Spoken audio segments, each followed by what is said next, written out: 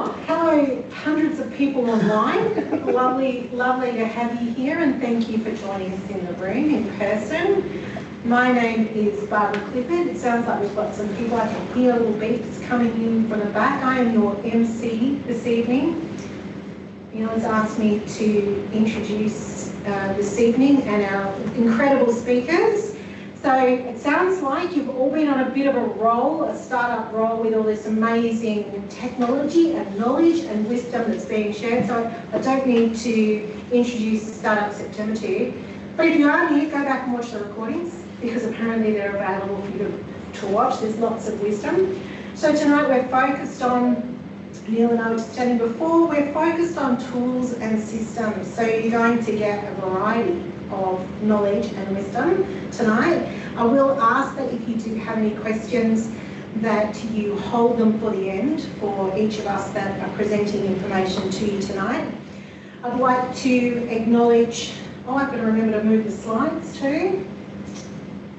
With my up key. Oh, there we go. It's going to be the slide.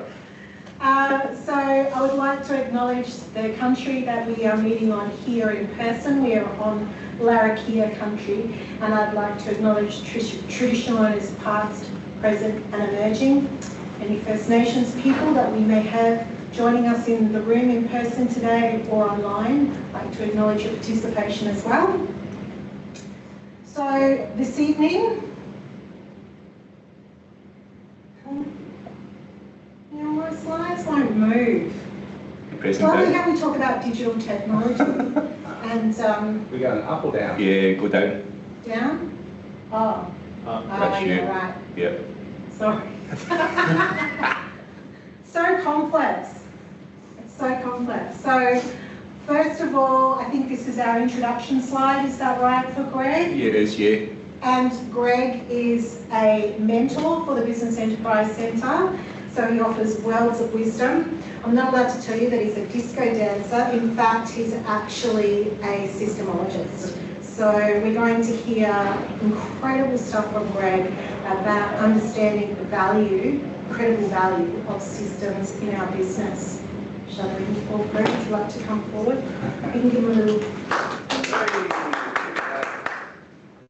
I'll hand over the mic. Sorry, all the ruffling noise you might hear online for me handing over the mic. Good luck, it's the down arrow. Down arrow. Oh, get that on there. Sorry. We do have a couple of books here for everyone that is in the room today. Plus there'll be a link that I'll get the team to send out for a free online copy as well of the Systemology book by David Jennings. So.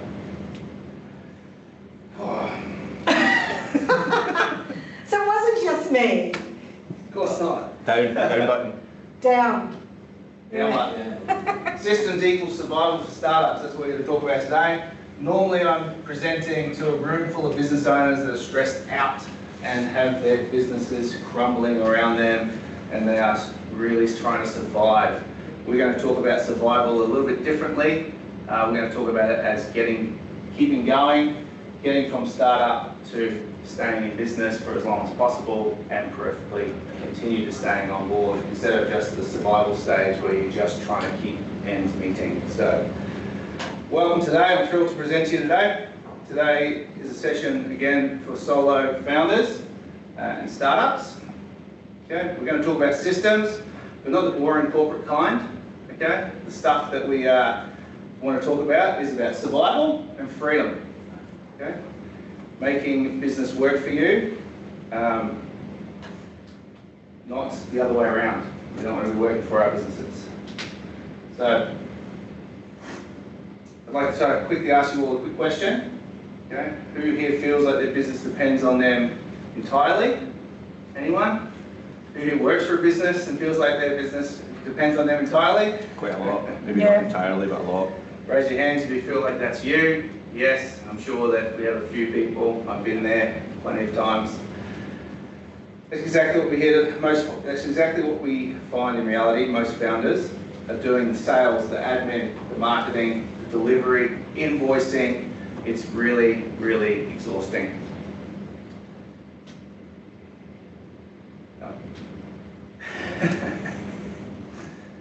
No, we want that one.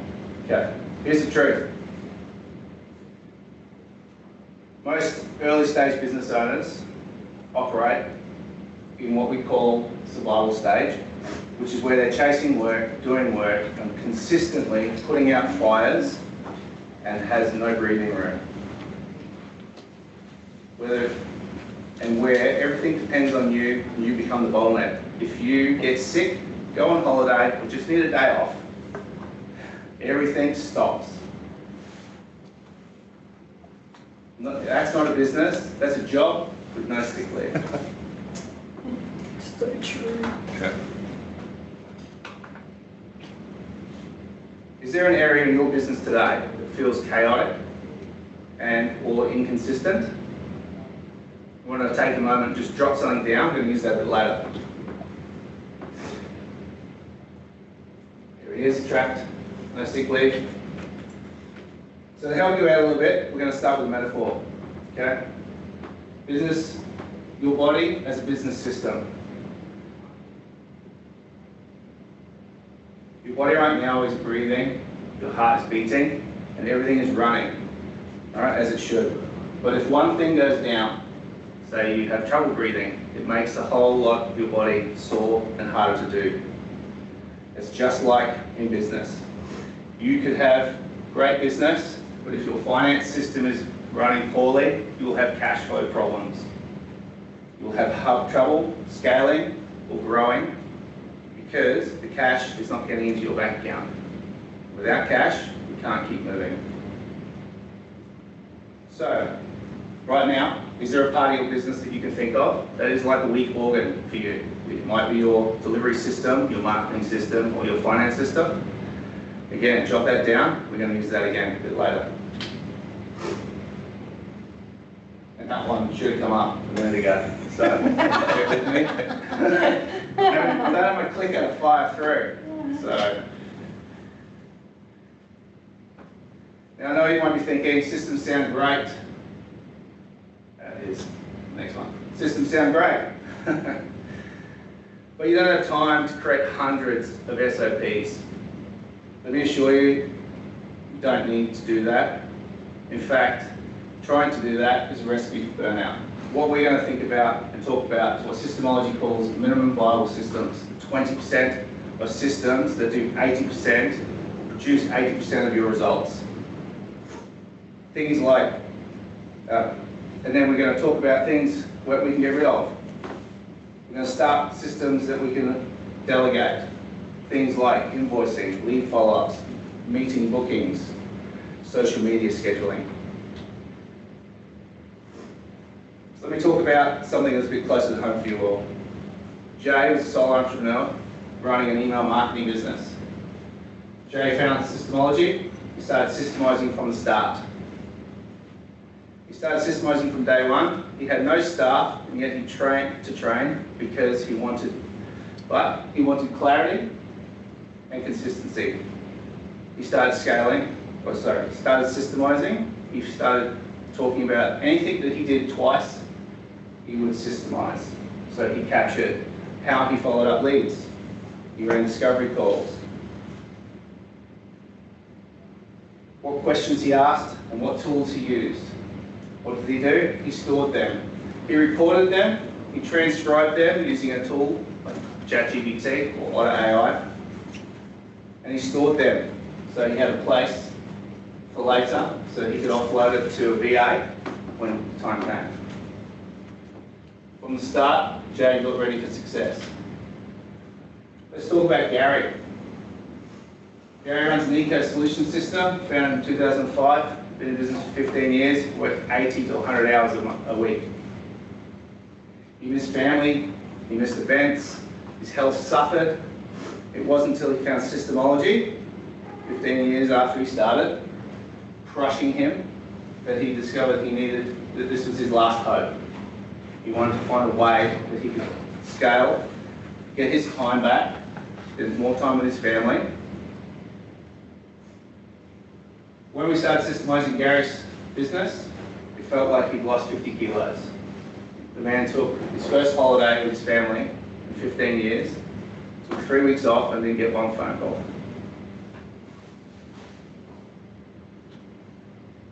The two parts we're going to look at there is Jay did it from the start. He thought about it early and he got ready for success.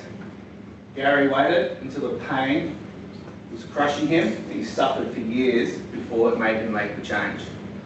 So you do have those two options. You can take the easy road and systemize early and reduce the burnout, or we can wait until the pain gets so much that you're banging down the doors of someone to help you out.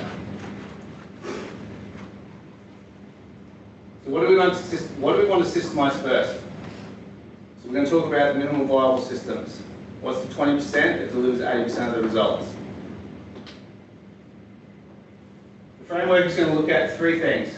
Essential, what's essential, what needs to get done for the business, what's repeatable, what happens regularly and consistently, and what's delegable. All right? What's something you can get off your plate?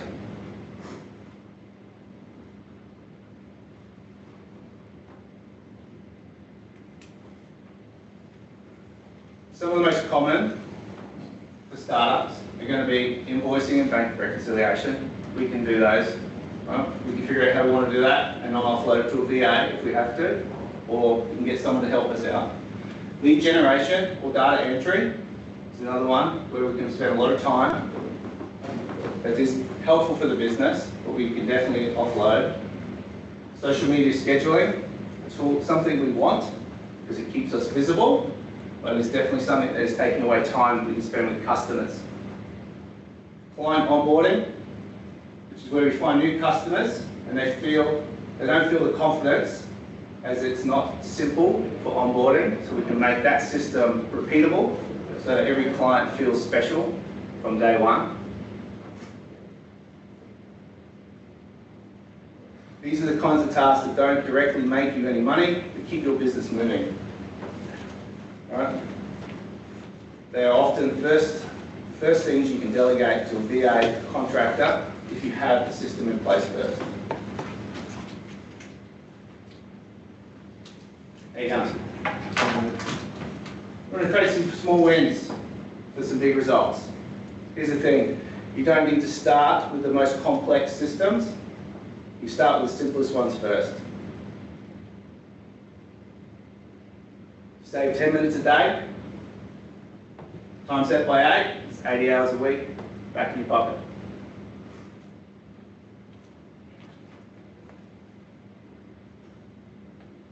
So what can we look at to create our first minimal viable system? So if we look at what areas of your business are chaotic or inconsistent, you can have that written down. Or we can look at which part of the business feels like a weak organ, the finance marketing department. What one task ticks all three boxes, essential, repeatable, and delegable. That's another task that can go through. We can compare and connect. Do these tasks all become the same task, or they're part of the same task? If you can identify that those things all are part of one task or system, then we have our minimal viable system first that we can work with. If it's different, you're most likely going to have two pathways. You'll have a profitable, repeatable system that you can create, or a system for employing your first hire.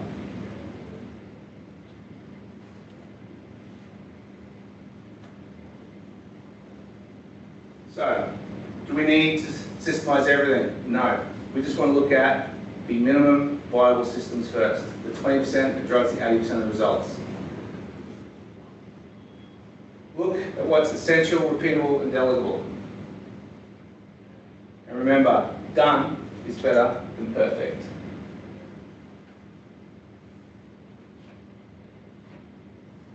Any questions there first, guys? I feel like I'm rushing through it. No? I'll try and lock up a little bit more for the people at the back. All right. So now you've identified some of the minimal viable systems, maybe two. It's time to turn tasks into repeatable systems. Don't worry, we're not going to create a 20-page SOP. Systemology, we look at making it simple. We're going to look at the freedom engine. What is the freedom engine? It's identify the results, record the task, document clearly, find the best person. It's probably you right now if you're starting out. If not, it might be a partner that's helping you doing your invoicing to get her or them to record themselves. Extract the steps using AI, preferably, simpler. Okay, and then store it where it's accessible online. Okay, so we can make it shareable. How this works? It's recording. What we can do is we can jump on a Zoom call with ourselves, Teams call, or any other digital platform that can record a screen in your face to talk through, to capture that system if it's a digital system.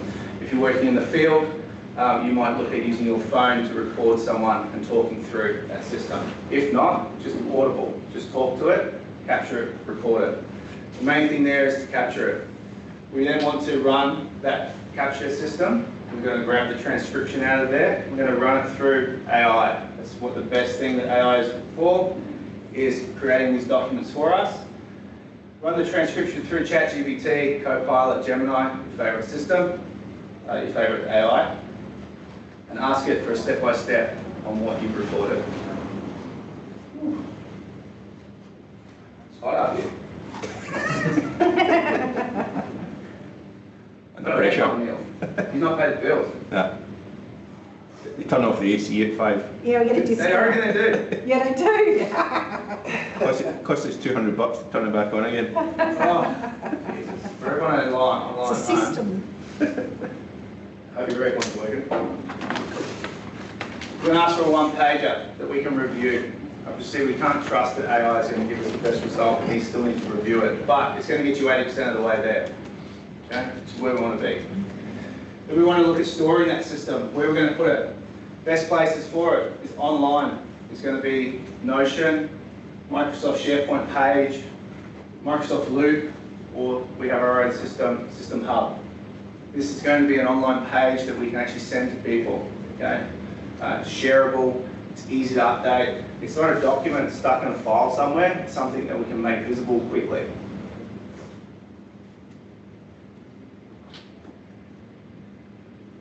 Progression. What we want to do is make it to so we've got 80%. Okay? We don't need perfection on these first systems. We need to capture it to get it off your back.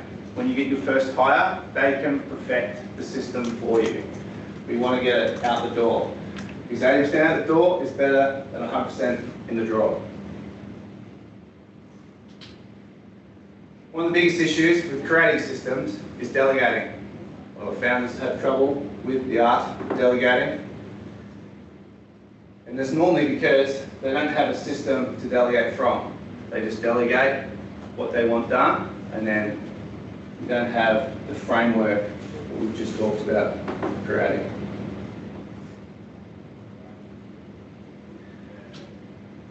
So delegating without a system causes people to fall in the deep end. They've got no context to work with. They have trouble getting through the day. And it's high risk of failure for that team member and yourself. Delegating with the system is documented step by step. It also has clear expectations on that team member for how they get their job done and the clear results that you expect to get from them following that system.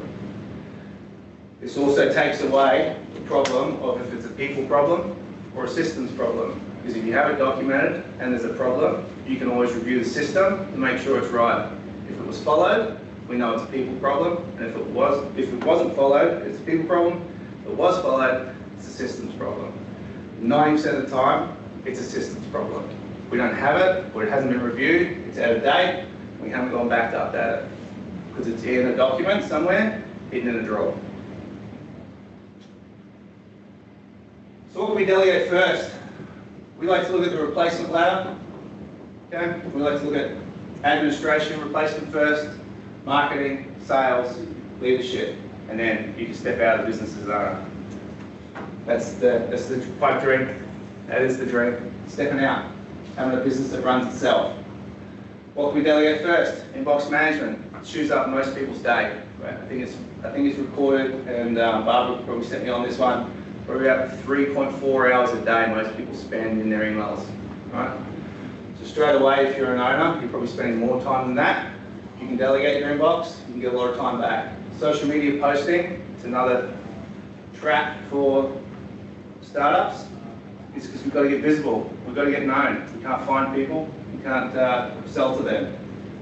So again, we can systemize that, get it how we want it done, and then offload it to a VA or someone else to assist us, or at least have the framework that we can make it repeatable so we can get faster at doing it, then we can start to step out. CRM updates, admin follow-ups, calendar management, big one. If you're going to get someone to manage your inbox, you may as well get them to manage your calendar. That way you can have it already scheduled and you can get things done. And your job is to get the job through the door, have the customers have a repeatable experience so that you can make more money in the long run. You don't want to be stuck trying to roster a meeting with someone in your calendar. Can you do Tuesday at 3 o'clock? No, I can do Wednesday. We'll be back and forth 5 or 6 times. Find the person that can support you to get that done. What would it mean to delegate one task off this month, even if you haven't started yet? Just delegating one thing away. Probably mean a lot to everyone. Some startups might need a website and you're probably investing a lot of time in that. Would it have been more beneficial to have that offloaded and then you look at building a system for creating customer experience with the first customer you sold to? Again, it's all about saving time, getting your energy, bandwidth, your focus and attention on what makes you money and makes your business repeatable, and your peace of mind and confidence that the job will get done the same way each time.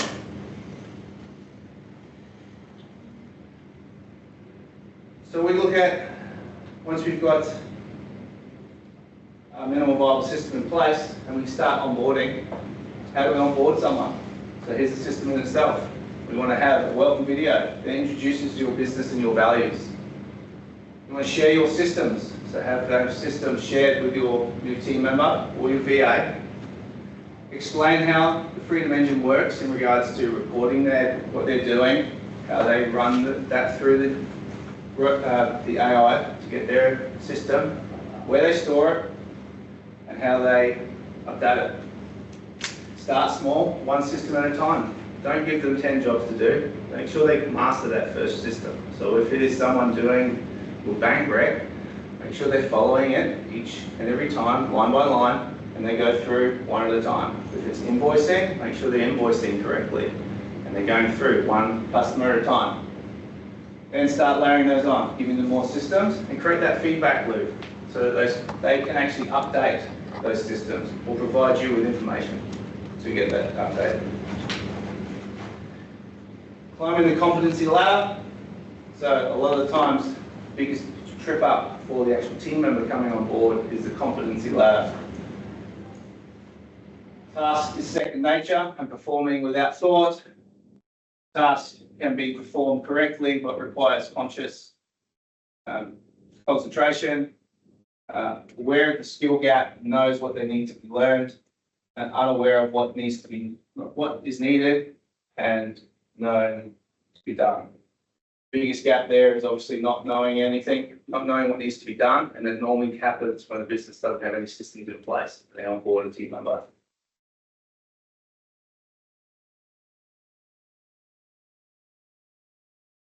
So to wrap it up, the system journey starts now. Systems equals survival. Delegate is not letting go, it's handing over. Systems make delegation safer, scalable, and sustainable. Start with one task. Use your Freedom Engine to create those systems and give your future team the tools for success. Because every moment you stop doing everything yourself, the moment you start growing your business beyond just you. Hooray!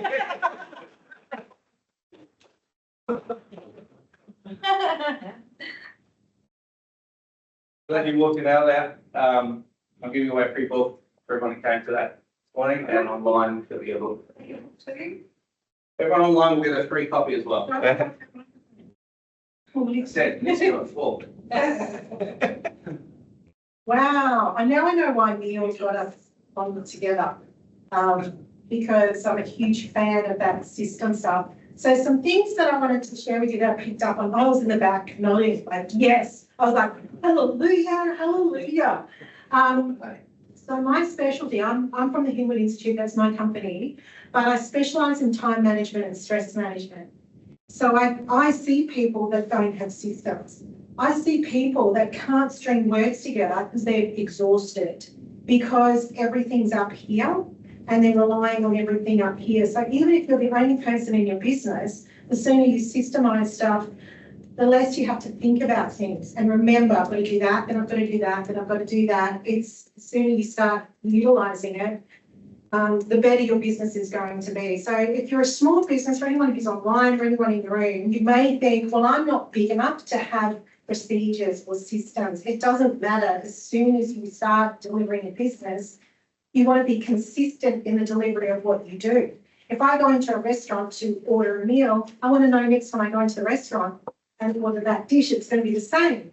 That happens with the chef having the system and the process. And if there's another chef, he's going to follow the same system and the process, which is a recipe. So those things are so important. I hope everybody's getting that. We will have some opportunity for some questions at the end. I know that I've got quite a few as well. And definitely in terms of, I will tell you this, the best time managers are ones that can delegate, and you can't delegate unless you've got a system. And I have small business owners that I work with that go, no, I can't afford a VA. I said, look, even if you can do 2 hours a week, you can't give a VA work to do unless you can clearly communicate what needs to be done. And that can be a big, long process, but maybe the VA does that bit. But they can't do that bit unless you've got a really, really good system in place. And I know from my own experience in business, once you set up that system once, then it's easy to repeat if you have new people coming on board, or you engage a new consultant. You can say, here is the videos or information I have on my marketing or my values. So I don't know about you, but they're the things that I took away that really reaffirmed what I do in my business and I know other people do in their business. So that was awesome. Thank you so much. And you could, be less stressed and less burnt out. Okay, so what I want to talk to you about now, what I'm going to share with you, and I'm going to give a bit of a plug to Rupert that's in the back, who's from True Blue. I'm going to talk to you about what a CRM is and why a CRM is important. I'm curious to know, unfortunately I can't see any people online, but the people in the room, do you know what a CRM is? Anyone not know what a CRM is? It's okay if you don't know. Maybe people would be too scared to say. But it means a customer relationship management tool. That's what it stands for. You all have one in some form, even if it's a scrap of piece of paper with a name, an email address and a phone number on it, or an Excel spreadsheet. That's some kind of system that you've created, talking about systems again, to help you manage the interactions that you have with leads and prospects and customers. Now, I tell you, I work with some big organisations, and it amazes me that they don't have solid systems. They'll have like MailChimp operating over here and then another customer management system over here, and the two don't talk together. And they lose so much business and money because they don't have good systems in place. So a CRM is just one of those systems that can help you apply some of the systemology. It can help you refine some of those processes that you want to put in place. I'm going backwards. I don't know how to drive this thing. So, break those slides. So the goal of the CRM is to help you improve the relationships. That's really important. It's not just a name, an email address and phone number. It's so much more than that. It's about the journey that the customer goes on, how you interact with them, how you can respond in a timely manner, how you follow up to them, most importantly, it's got to make you money. And it does that. CRM does that because it supports you to track how you're engaging with that customer. So what are the trends? Where are they coming from? All of those things that's going to inform you with your business decisions. So you can start with something basic if you want to, which is an Excel spreadsheet or something where you're tracking information, but you're going to want to eventually have some tool that's going to support you in having that really healthy relationship with your customer. It's what's so important now. But we want to see the conversions and the data. So if you are going to get a CRM system, you want to make sure that it does some primary things. Like any CRM system that you utilise should have some primary functions and features. So we want to have centralised data. Like I said to you, I've seen clients that have got MailChimp here, Excel spreadsheet there, and again, with the systemology, if I asked you how many leads you have, how many customers you have, how many sales you've made, we probably look in a whole range of different places. So if we've got a centralised place, it's the oracle of all wisdom, that's what's really powerful for us. I'm sorry for those in the room if that writing's a little bit small. We want to be able to have notes of conversations, really important. Years ago when I was working for an entrepreneur, I did some sales training, trying to refine my technique and capability in sales. And the person that was training me referenced one of the most successful salespeople in the US. And everybody thought this was an old guy, it wasn't this new trendy guy, he was a car salesman, right? He was the most successful car salesman.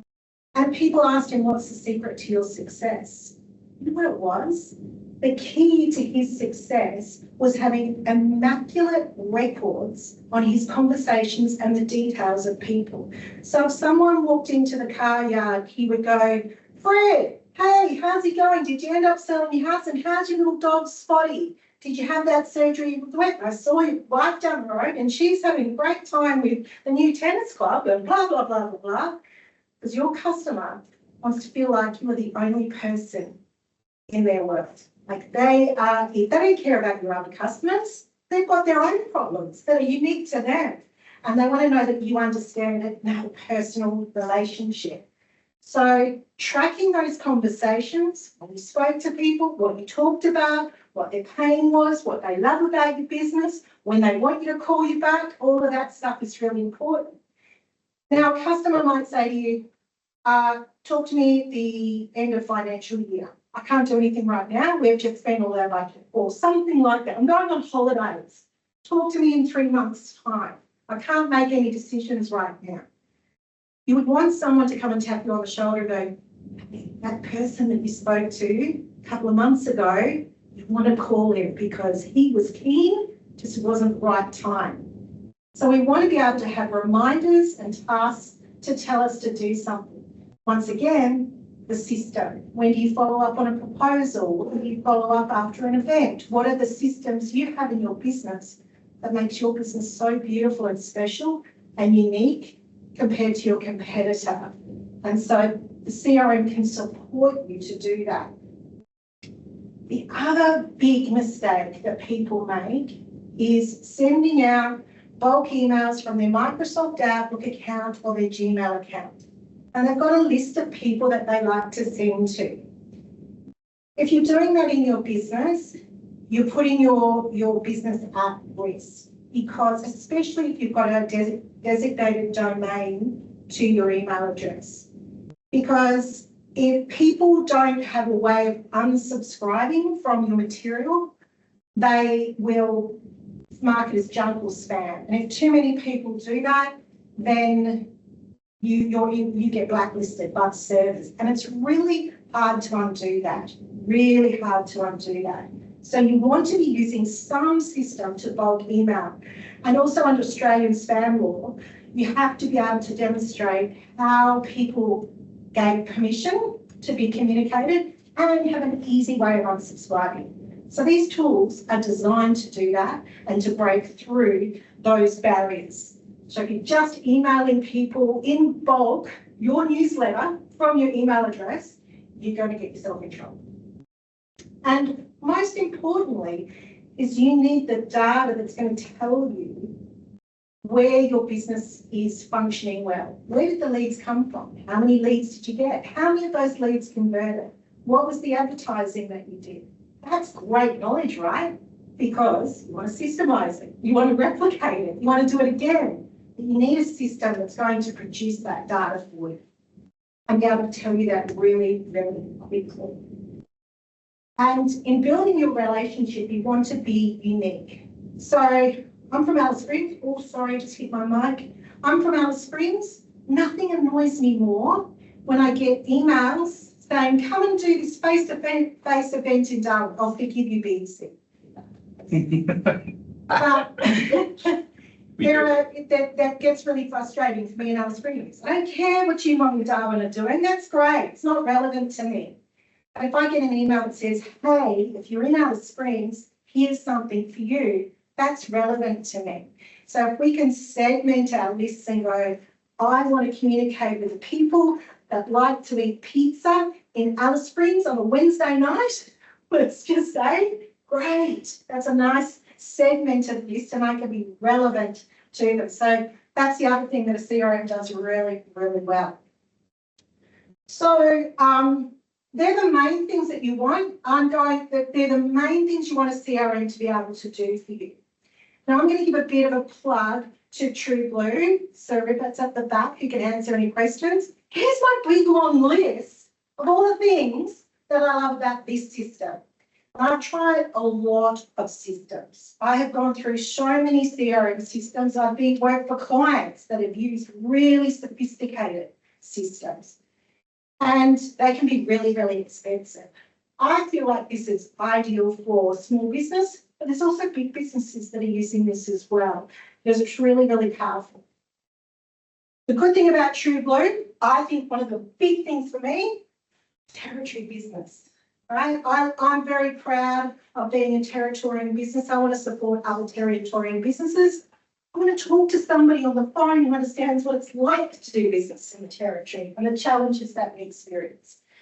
The big thing that used to frustrate me with other CRM providers is that if I needed to solve a problem, I could do it through a chat in US time.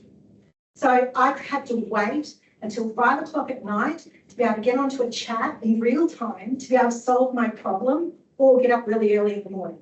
And it annoyed me. Otherwise, I had to do an email over the course of 3 days to work out how to fix a little problem in my system. The other thing about True Blue is that you can have lots of contacts and lots of team members. And it doesn't cost you more and more. A lot of these CRM systems will keep charging you for how many contacts you have or how many users you have.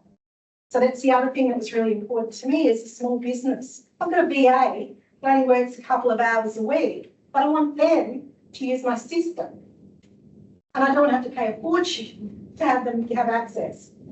The other thing is the pipeline, which is the process that the client goes through. Really important, because at each stage you want to have a special relationship with them and take them through a process. So the beautiful thing, good CRMs will show you the journey the customer's going through. You can see where your bottlenecks are. Oh my goodness, we've got all these people stuck in this stage. Why? What's wrong with our system? Maybe, right? Producing reports are so important. With True Blue, you can create customized reports, powerful reports that really tell you valuable information so you can make changes and decisions in your systems, your flow, your marketing. You can set up automations or what they call workflows. This is also really powerful. So if your system in your business is that every time somebody registers for an event, maybe they get a phone call just to say, it's going to be great to see you.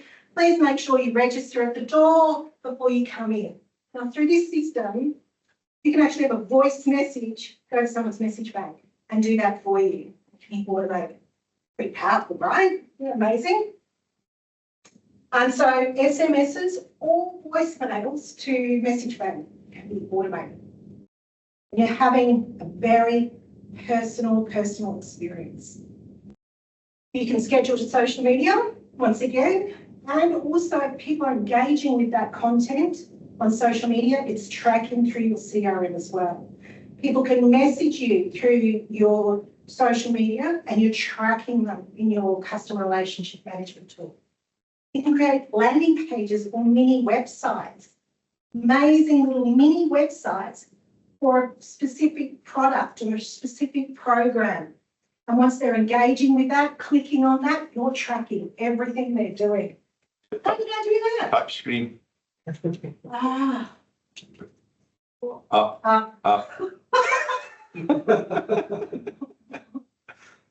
Right. One more. Okay, where did I get to my list? Integrating with other platforms is really important with a CRM. So being able to integrate with your accounting software, with your Stripe payment platforms, with other Microsoft or Gmail. So those things are really important to be able to integrate with those. You can set up online courses. If you want to sell an online course and have someone going through that course, you can do that. You can also create memberships as well. So people subscribe to something and you release material.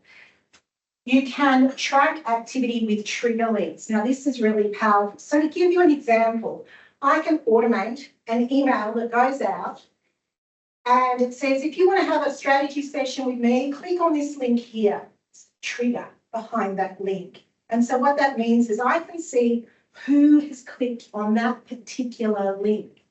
And I can set up an automation that says, if someone has clicked on that link to book an appointment with me, but they haven't booked an appointment with me, send me a reminder to give them a call. Say, hey, Greg, you didn't sign up for the appointment. I can see you wanted to talk to me. How about we have that chat now? Or can I book a time that's better for you?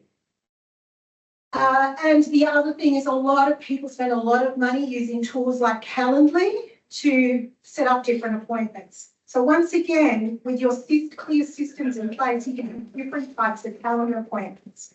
So I have a different appointment for just a general conversation, but I also have one with clients that want workshops, and that's a scoping meeting appointment. And they answer some questions, which then goes into fields of data, which informs me about what my market wants when they're booking a scoping meeting.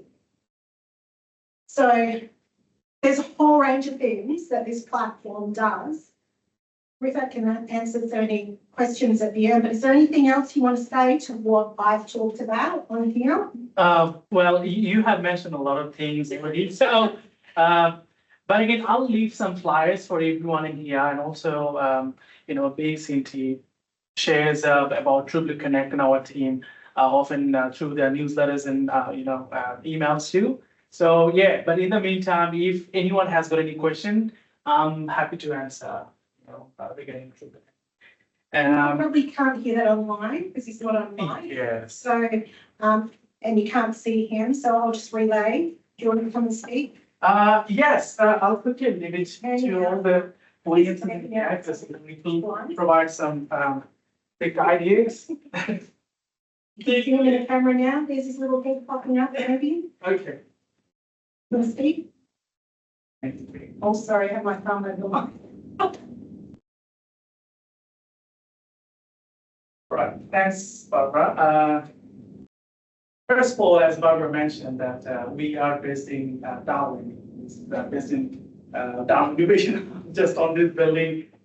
So anytime you need any support, and you can reach out to us through email or phone call directly saying, you can talk to our team, ask any help that you need when you run your business operation with Trueblue Connect CRM.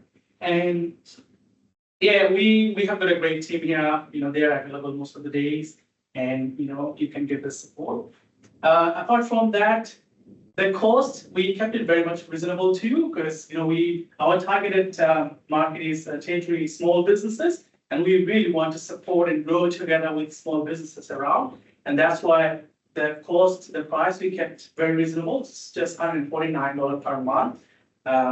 You know, you just have to save some money from buying coffee. And that will help you to, to systemize, all the other apps and tools that you're using for your daily operations and can bring it together in one system. As Greg has mentioned already, that why systemology is important. I was reading that book as well recently, and it really helps. Apart from that, we have about 25 features in there. If you visit our website, www.trueblueconnect.com, you will see all the features. We clearly described that how does it work, and there are lots of videos as well in there where Dante explained in a few other workshops with BECNT that how TrueBlue Connect can help small and medium-sized businesses. So yeah, this is all I would like to share. But again, BECNT will share the contact details of our team and of TrueBlue Connect. And also, you have got the flyer. Reach out to us anytime. Book an appointment and a demo with us for 30 minutes. It will help you to understand more practically how TrueBlue Connect helps your business. Thank you.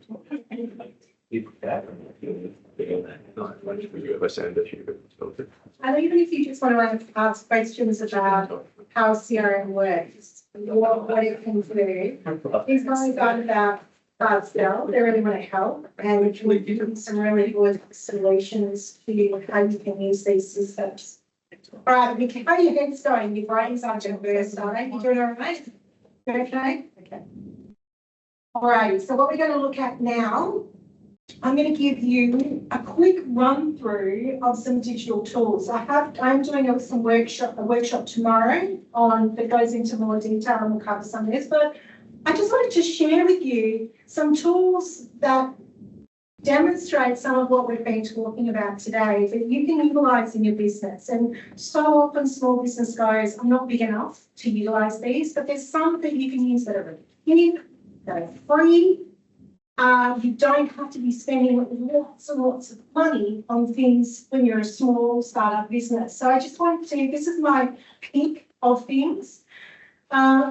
You're probably using Microsoft Outlook or Gmail to send your emails. Am I right? And maybe some people using Yahoo. I would love to think that you're going to get a little bit more advanced than that down the track and start to pay for these. A lot of people will use systems externally to manage their projects and their tasks, and that's nothing wrong with that in doing that and using some of those tools and software.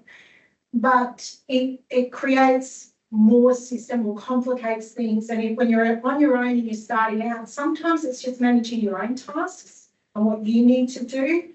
And people don't realise that you actually have a task feature within the platforms that you're using that you can capitalise on. So people pay big subscriptions or try and use all these things outside, but you've actually got something there that you can utilise internally. And even if you in the CRM, there's a task feature so that you can be timely and responding to people, or most importantly, forget about it, not worry about it, and have it come back to you at the right time for you to then action. So if you want to ask me more questions about that later on, I can explain that to you.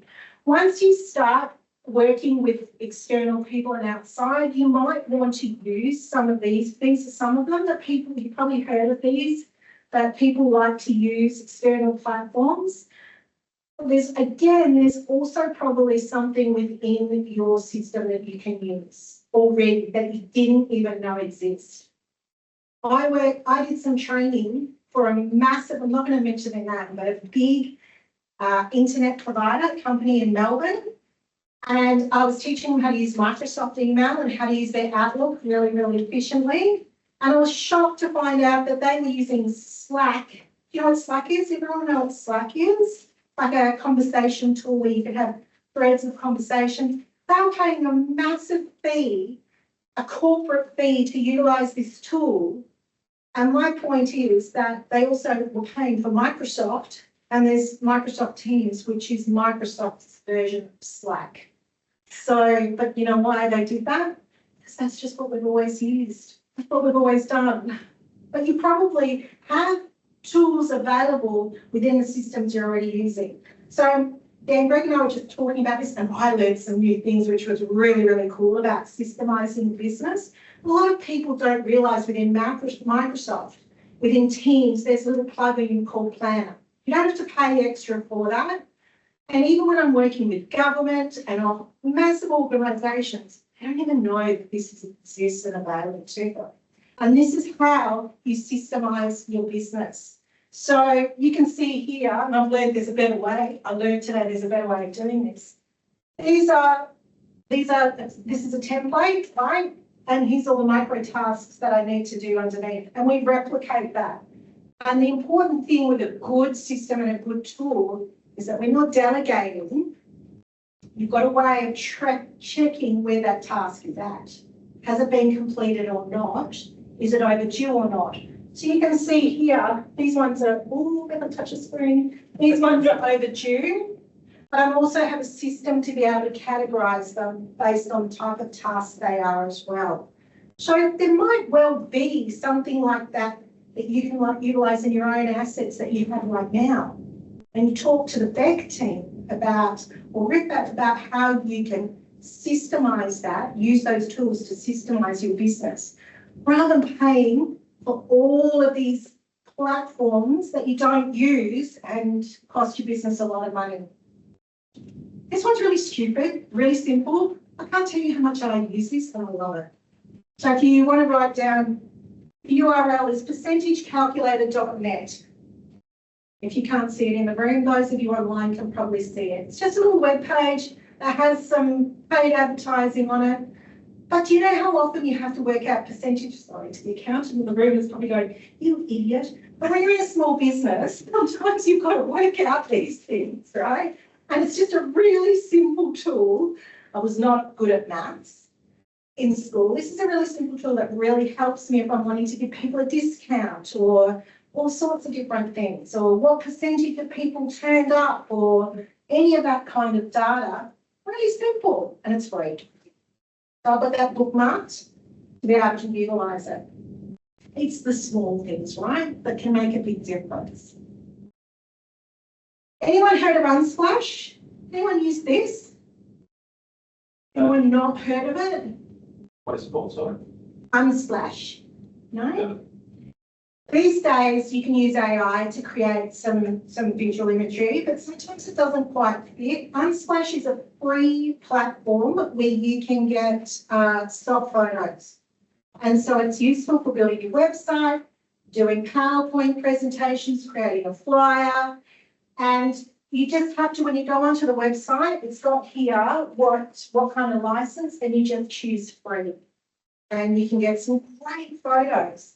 Sometimes you have to be a bit creative in terms of what you type in. So if I'm wanting a picture of someone that's stressed, I might type in the word worried, or vice versa. You know, you go, how can I make this work? And I think if I did try and type in Darwin, and of course, you know, I got Charles Darwin and statues of Charles Darwin and whatnot. So I put in Kakadu, or seeing as most of the people, although I'm not sure about everybody online, where you're all coming from. But just to give an example, these are photos that you will not get in trouble for using. You're allowed to use them. They have a free license. And you have to be very, very careful when using content and images to make sure that you have got permission to do that. And there has been people that have been caught out of just Googling something, using it, even in a PowerPoint presentation that's been gone onto YouTube. You want to be very, very, very careful with the images that you use. It's free. So you don't have to pay for it. Please don't pay for images.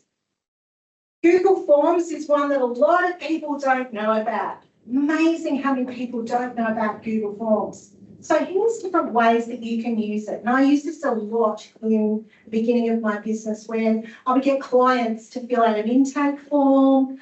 I am on a committee for a social club, and we have to get RSVPs. Oh my goodness, what a convoluted system that was, right? So I said, let's just use a Google form, and people can answer some questions, yes or no, whether they're coming to the event, have they paid, yes or no, are they bringing a guest with them, yes or no. So it's really, really easy to do that with a Google form and it goes into data. It's a great alternative to SurveyMonkey. I can't believe how many people pay to use SurveyMonkey when you can use Google Forms. And if you're a Microsoft license, Microsoft also has a forms that you can use. Incredible forms, beautiful forms. You can create quizzes, you can create scorecards, you can collect data. When I first delivered this training, there was the Reptile Centre in Alice Springs. They were getting really bogged down with recording snake sightings or snake collection. And when I showed the snake guy Google Forms and he said, can we put this on, we could just put this on our iPads, right? As long as we've got internet connection. I said, yeah. So they could enter data real time into a Google form rather than having to write it on a piece of paper, not lose that piece of paper, take it back to the office, put it into an Excel spreadsheet, and just put it straight into a form. So all you have to do is Google Forms and it'll bring up, it's got some beautiful templates that you can use. You can create your own. And this is a video, yeah. So I'm just showing you, this is how you build it out. You could use SurveyMonkey to do the same thing, but I'm just filling out something in the back end that's allowing me to create all these different types of questions. So I can ask people for little short questions, big long text. I can get people to upload pictures if I want to. Take a picture of your kitchen that you want renovated and upload it. I can give them multiple choice, check boxes. You can even embed little YouTube videos if you need to explain to people how you want them to answer a question. You can ask people your feedback forms on a scale of 1 to 5. How good was the service? On a scale of 1 to 5, how important is it that you have your edges cut on your lawn? And each new section is like a new page on the survey, on the questionnaire that we're doing.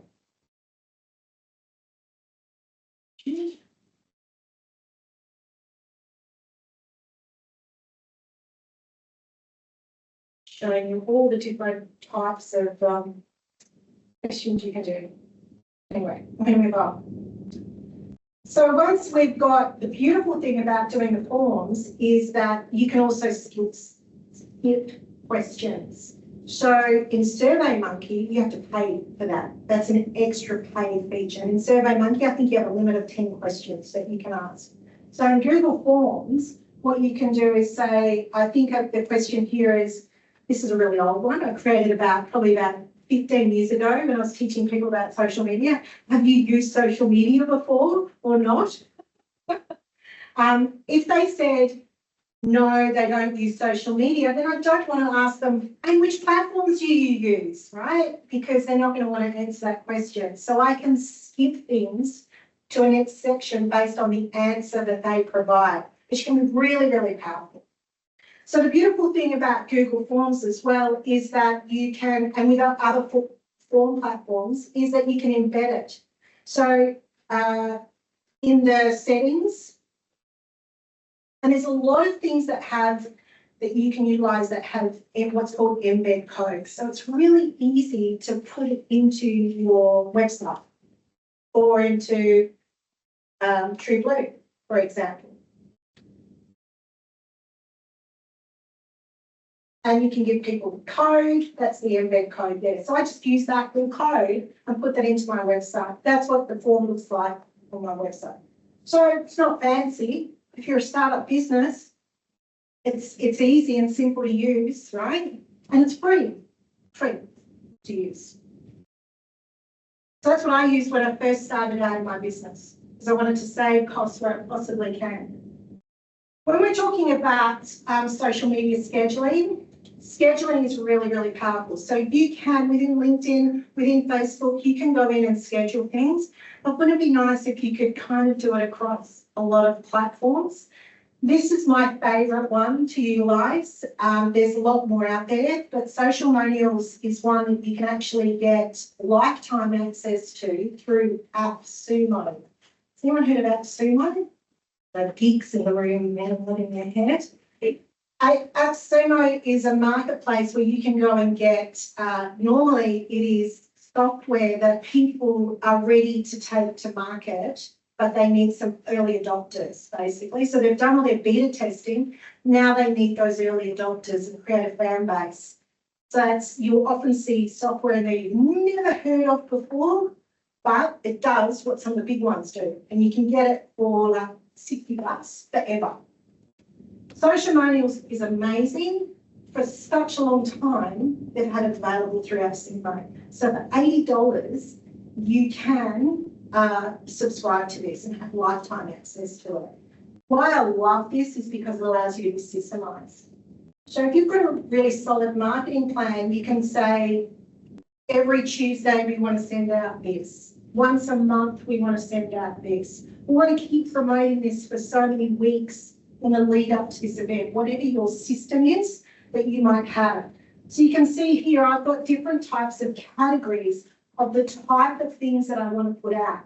Is it, I've got Tools Tuesday, I've got Customer Team and Spotlight. I want to be an industry thought leader.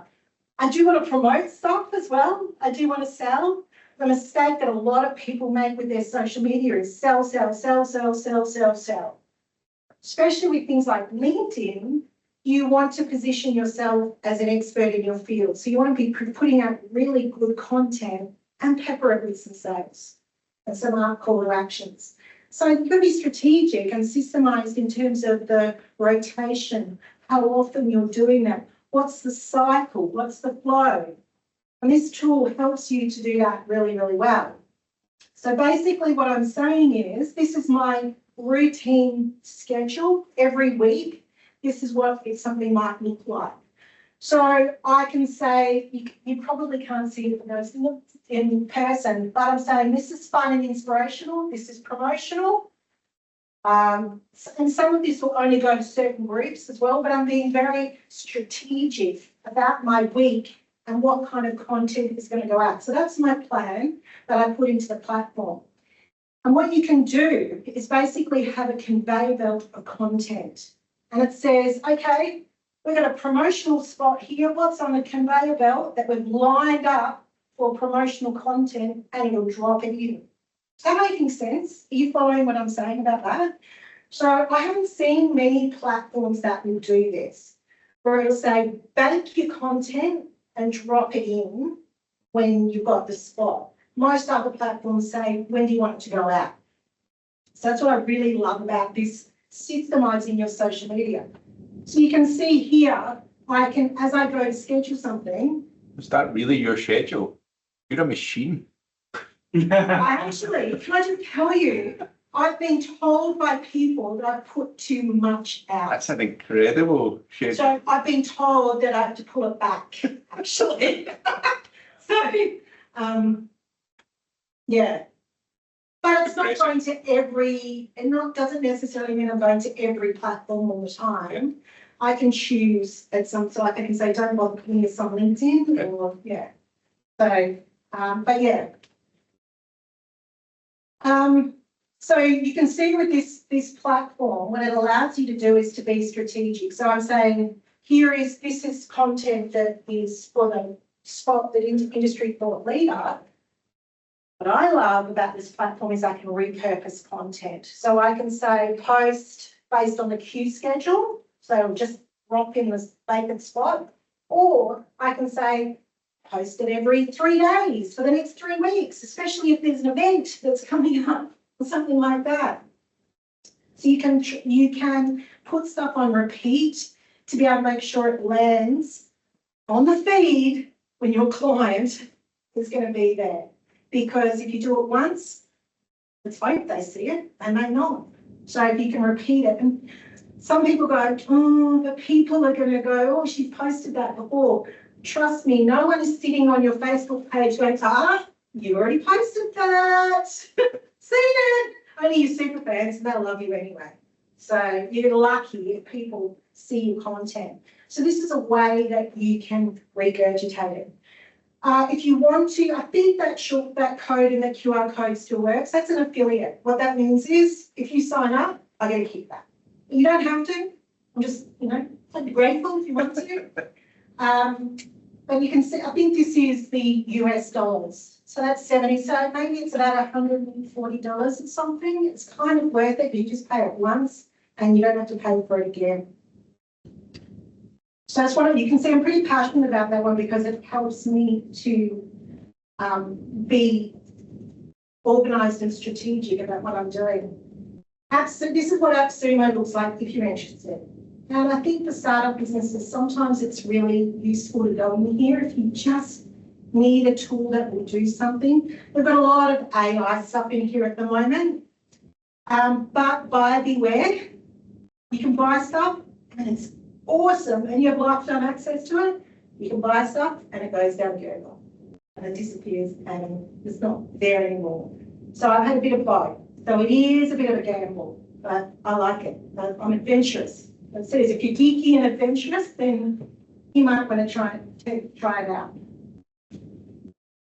Has anyone heard of OpusClip? Everyone knows you guys have. You use it? Are you using it? Just had my first shot of it the other day. Greg put me onto it. Greg, you're using it? Yeah, it's amazing. So what OpusClip does is, this is really, really powerful.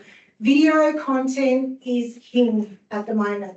And ideally, it is anywhere from 10 minutes, no more than 3 minutes. That's getting a bit long, actually. The shorter, the better.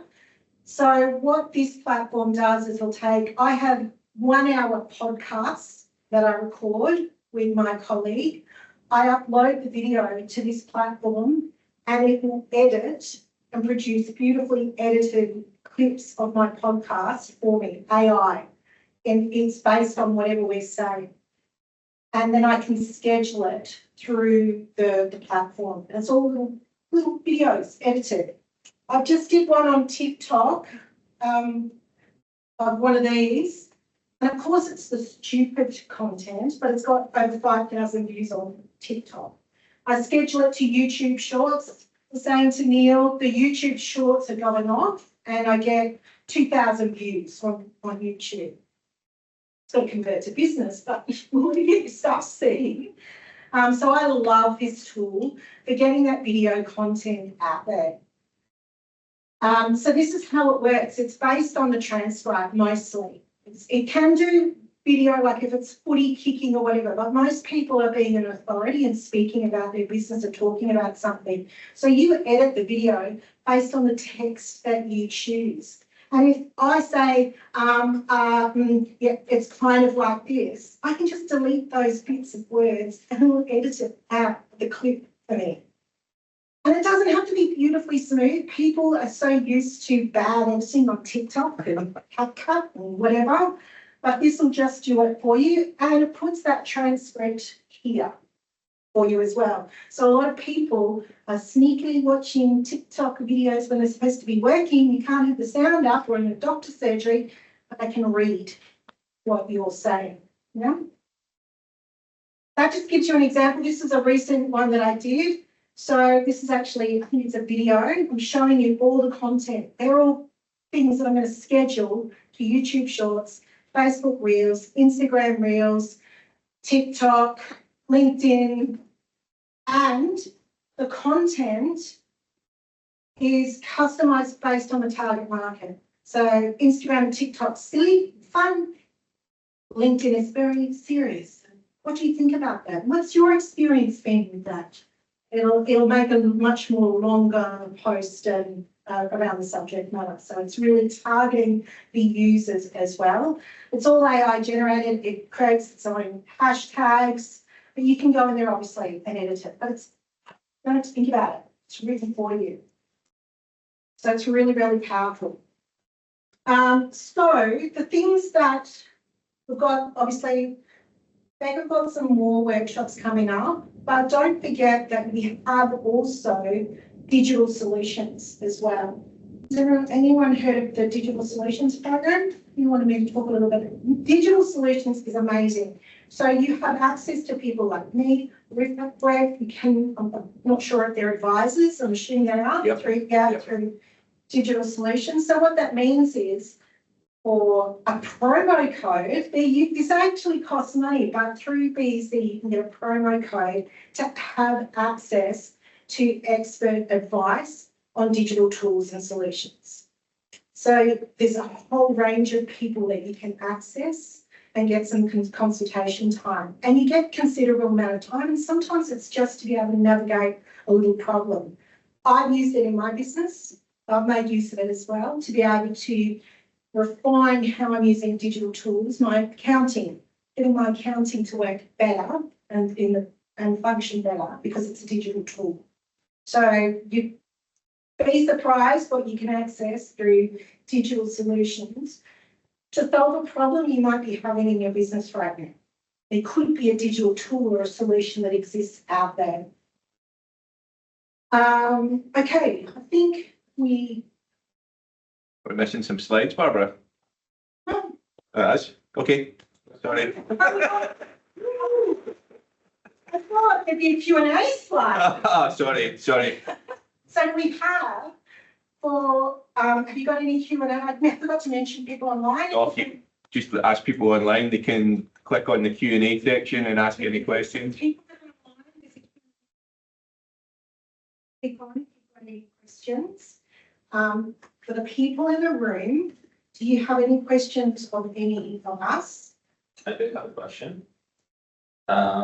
This article will touch on all startups. So initially when you start a business, so you start with either one system or two systems plus the emails. So as you grow, you're growing. So your exposure to systems becomes bigger. So you will need to embed a booking. You will need to. I just realised people online won't be able to hear you. So that means I need to restart. You can just hold it if you want. So it's easier this way. So in regards to startups, I'll reiterate myself. So you start with a couple systems plus the email.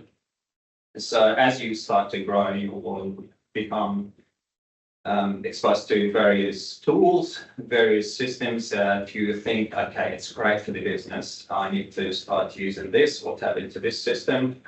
But then you come to a point where you're trying to integrate all that together becomes an issue, and then trying to bring the data that you have on different platforms into one place becomes a bit of a time-consuming task to do. So what would be the best way for startups to avoid that and then systemize it in a way that's easy to transition into a bigger platform down the road? All right. Yeah. We can all answer that. I guess when it comes to the tools themselves, so not the actual process of getting it done on how you want the tool to be used. For startups, it's the best is the simplest tool you use that is going to be specific enough that's going to get the job done, capture the data you need. So for an early stage startup, CRM can be an Excel spreadsheet, right? You're capturing data, or it could be a Microsoft form or a Google form that links to a spreadsheet that you're just capturing data. That's all the CRM is doing, just capturing data. When you grow into a position where you need to put a CRM in place, a lot of them have the ability to upload that data from an Excel spreadsheet into their system, and they'll do onboarding with you, no matter what tool you use, to actually get that data in. So the main thing is when you're starting up, is just to get to a position where you're capturing that data, no matter what tool you're using. Free tools are the best. If you get a domain name, you get a Microsoft subscription, you have free tools in there that can definitely uplift you to get the job done. And there's 40 tools that no one talks about within Microsoft 365. There's 15 to 20 tools within Google that no one talks about that can be used in the function that you need them to be in. When it comes to actually getting the system done and bringing those tools together, that's where we've done it. I've done it in a few businesses. We've looked at, do we need a CRM first, or do we need to write the way that would work first? And we've done both, and we've had success with both ways, but the best way is actually writing down the process first, and then realizing what tool you need to fulfill your process. So if you understand your process, then you can actually understand how the CRM will work for you. So when you go into that chat with Rafat and the team, you know what the pipeline is, because you've got a written process that you take your customer down. You just don't have a digital tool capturing the moments in time during that stage. So for me, the free ones are the best for startups that capture data in any way possible, and write down your process on how you're doing that. And then you take that to your next tooling meeting that you're going to spend some money on a system. So then say, this is my process. So this is what I want to capture. And this is the data I capture with my customers. So how do we do that with your tool? Yeah, would reaffirm that. And I did a workshop today for BEC, which was how to just start with who's who.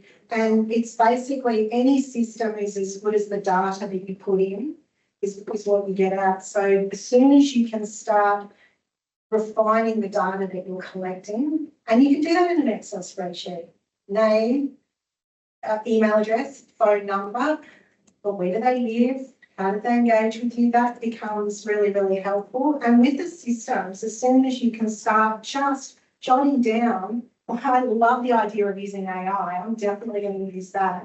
But to be able to just jot down what are the processes that you go through.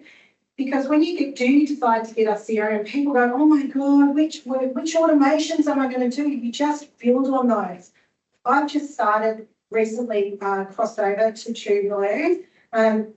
That growled at me because I had 51 workflows, which are all automated systems. But I've built those up over years and years and years going, this is a system and process. And to be honest with you, there's probably only 20% that are really important. And it's getting those first ones right.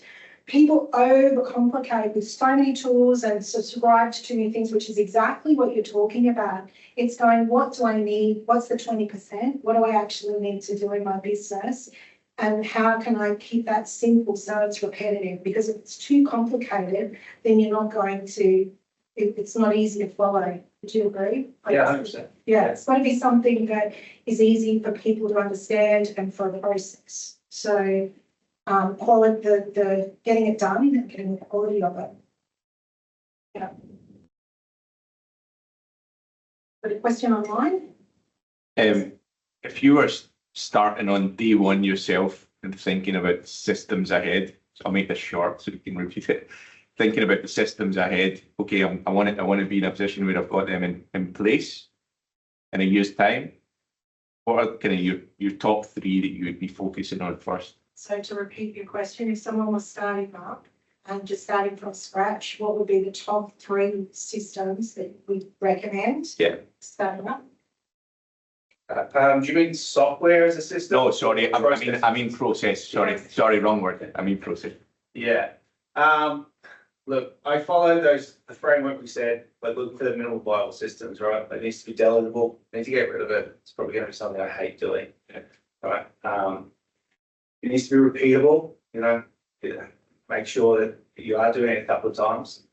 And then we just want to make sure that we're following that down the track. What the main ones is whatever's going to get your time back the most.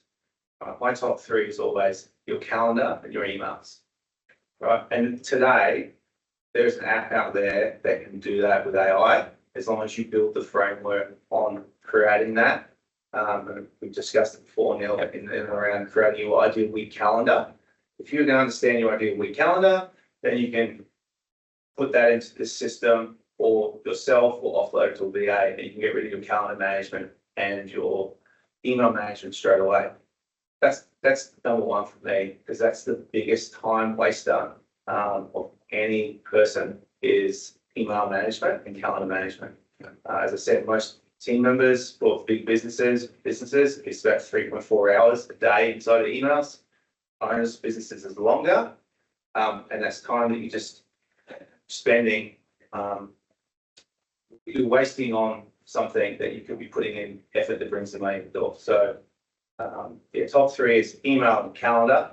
And then my sales process, the most repeatable sales process. So one product, how do I sell it?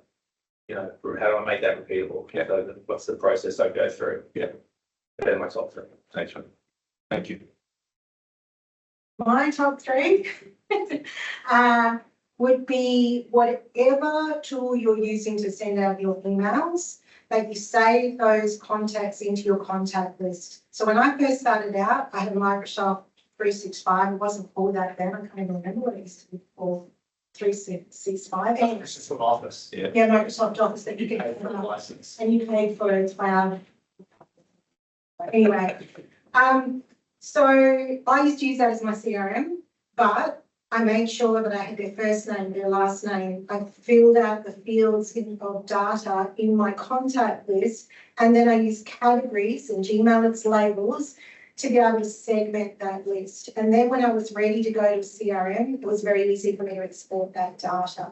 So if I was to start a business, that's what I would start with. The second thing is to be able to have tasks and again, I would use Gmail or Outlook, the task feature within that, to remind me to follow up that contact, to speak to that contact. And thirdly is the notes that I have within that. So, I'd say the contacts and the tasks are probably, and the tasks are about your sales process. It may also be having a template for your proposals that you send out as well, but you create a routine for communication and presentation in business. Yeah. Another question? I've got a question. When did you start paying to delegate your task? When do you start paying to delegate the tasks? Do you make it first or like before? Really, now here's an interesting question around that in terms of time management. I'm going to jump in and answer this one. If I'm worth, let's say I am worth $150 an hour, can I pay someone to do that job for less? And if the answer is yes, then as soon as I can, I do that. Because otherwise, I'm a very expensive administrative assistant. And these days, because we have tools, amazing tools, we can delegate to a VA. So the sooner I have clients that put off using VA, going, no, I don't want to pay, I can do it myself. And I remind them how much they're worth and how much a VA is worth to do that. So the sooner you can outsource some of your work, as soon as you can afford it, do it. But you have to have a really good system to be able to delegate.